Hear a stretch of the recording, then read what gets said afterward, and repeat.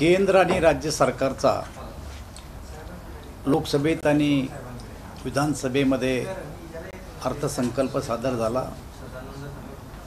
त्या अर्थसंकल्पामध्ये सर्व भागाचा समतोल आणि सर्व वर्गाला न्याय देण्याचं काम केंद्र आणि राज्य सरकारने केलं आहे आणि त्यामुळे केंद्रावर आणि राज्यावर गरीब आणि मध्यम वर्ग खुश आहे।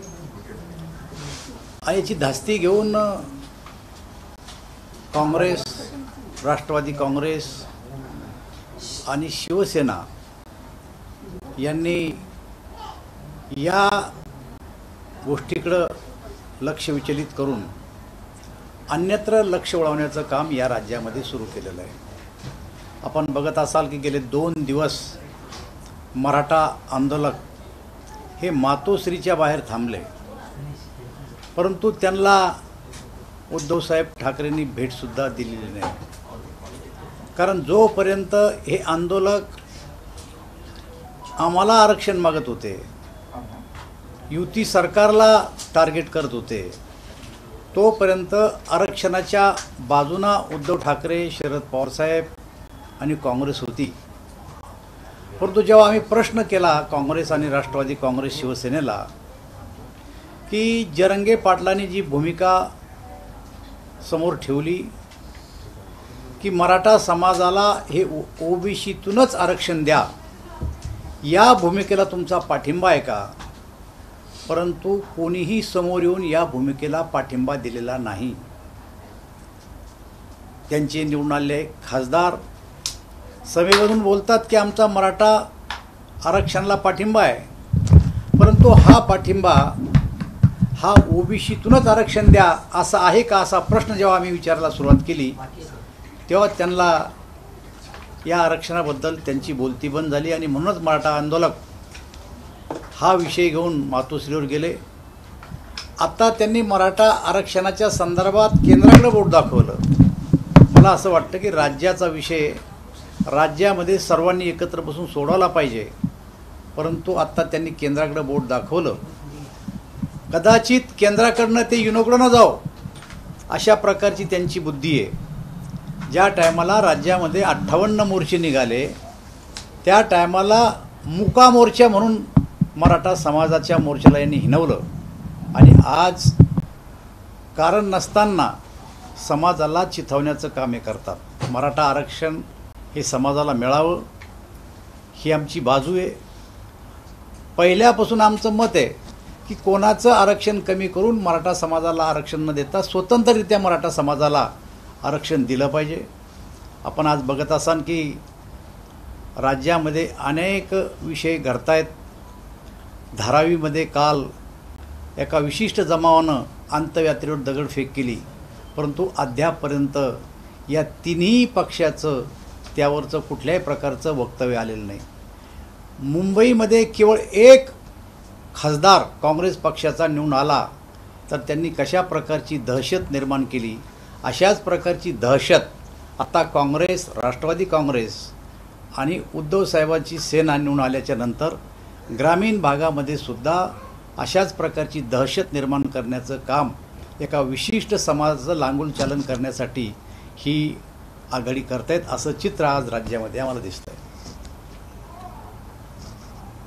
दानवे साहेब, आपण बघतोय राज्यामध्ये काल राष्ट्रवादी आणि मनसेमध्ये राडा झालेला पाहायला मिळाला। विद्यमान आमदार अमोल मिटकरींवरची गाडी फोडून एकंदरीत मनसे कार्यकर्त्यांनी त्यांची गाडी तोडली।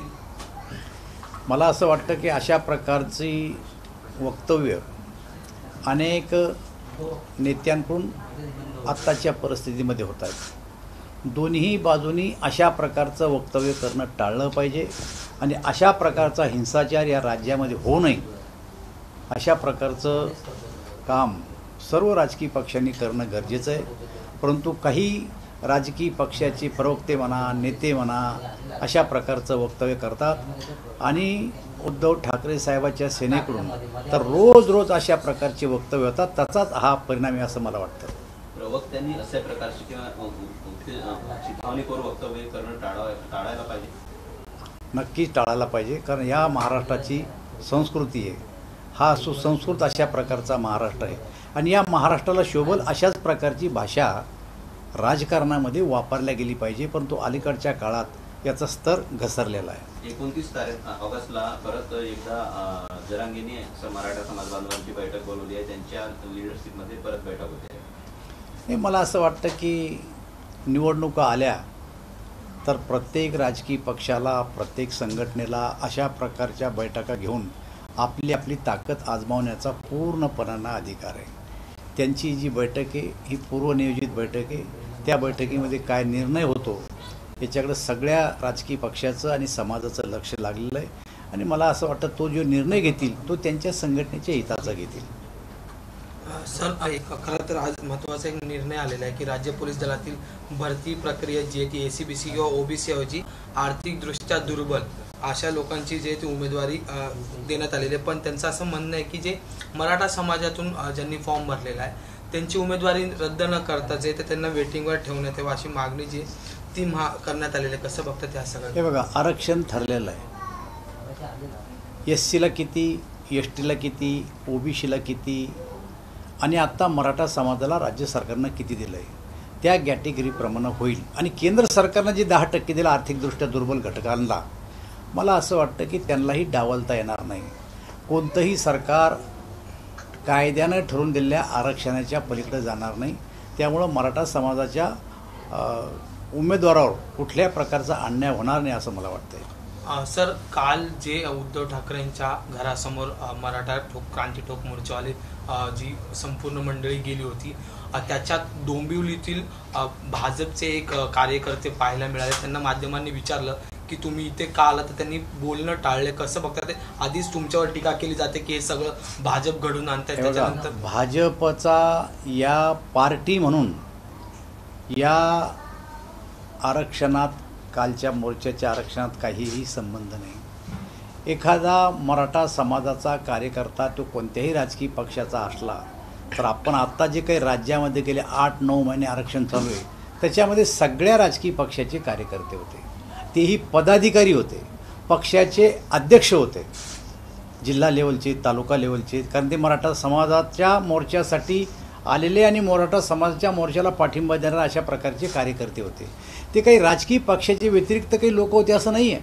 पण एखादा कार्यकर्ता कुठून आलाही असेल तर मला असं वाटतं की तो काही भारतीय जनता पार्टीनं पाठवलेला कार्यकर्ता नाही आहे. आणि मला असं कळलं वर्तमानपत्रातून की तो मराठा समाजाचाही नव्हता.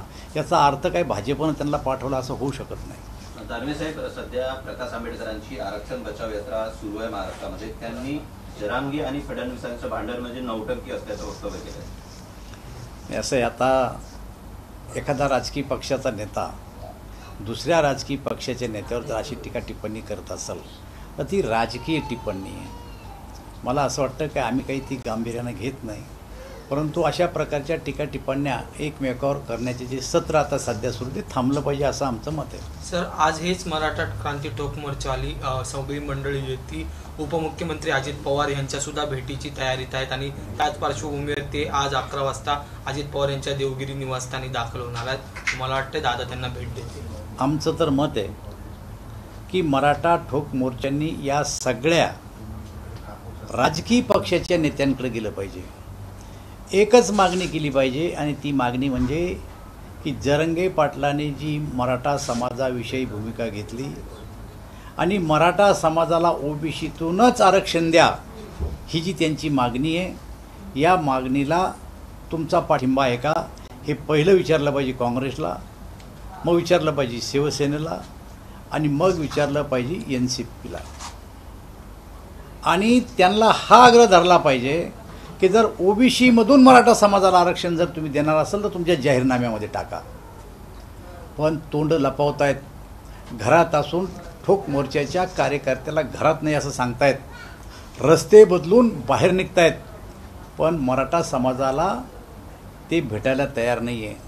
2-2 दिवसानंतर बाहेर पत्रकार परिषद घेऊन सांगतात, पण समोर तोंड दाखवायला त्यांना लाज वाटते. अशा प्रकारची स्थिती आज त्यांची निर्माण झालेली आहे. मला असं वाटतं आमची भूमिका स्पष्ट आहे की मराठा समाजाला आरक्षण दिलं पाहिजे, कोणाचं एक कमी न करता दिलं पाहिजे. त्यांची भूमिका ते स्पष्ट करत नाही. ती भूमिका मराठा ठोक मोर्चाच्या कार्यकर्त्यांनी जाऊन त्यांना ती स्पष्ट करायला लावली पाहिजे. सर, एक सगळ्यात महत्त्वाचा मुद्दा आहे की तुम्ही आता खासदार झालेला आहात, तर त्यामुळे कन्नड मतदारसंघातून आता ताई म्हणजे संजना जाधव ताई ह्या उमेदवार असतील का, आम्हाला पाहायला मिळतील का, ते कसं काय एकंदरीत विधानसभेचं अजून निवडणुका 2-3 महिन्यावर आहे. कोण कोणत्या मतदारसंघातून कोणत्या पक्षातून कोण कुठं उभं राहणार याचा अंदाज आत्ता लावणं अवघड आहे. कारण राज्यातली राजकीय परिस्थिती दिवसेंदिवस बदलते. आज मी जे बोलन तेच उद्या कायम राहील हे काही सांगता येत नाही. त्यामुळं तुम्हाला अशा प्रश्नाचं उत्तर निवडणुका जाहीर झाल्याच्या नंतरच कळलं. पण सर, तुमची इच्छा आहे का, त्यांची ताईंची इच्छा आहे का? असं आहे, माझ्या इच्छेचा प्रश्न नाही आहे. प्रत्येकाला आपला आपला स्वतःचा अधिकार आहे. त्यामुळं मी माझा विचार किंवा माझी इच्छा कोणावर लादू इच्छित नाही. दानवे म्हणजे एकंदरीत तुमच्या म्हणण्याचा अर्थ असा घ्यायचा की जागा वाटपावरून डोकेदुखी वाढू शकते? बिलकुल जागा वाटपावून डोकेदुखी आमच्या महायुतीत तरी वाढणार नाही. हो गया Hindi? Yes yes. Sir, Hindi में बता दीजिए, पहले आपसे शुरू. अब देखते हैं कि लोकसभा में और विधानसभा में जो अर्थसंकल्प रखा गया, उस अर्थसंकल्प में सभी विभागों को, सभी घटकों को न्याय दिया गया. इस अच्छे कामों में से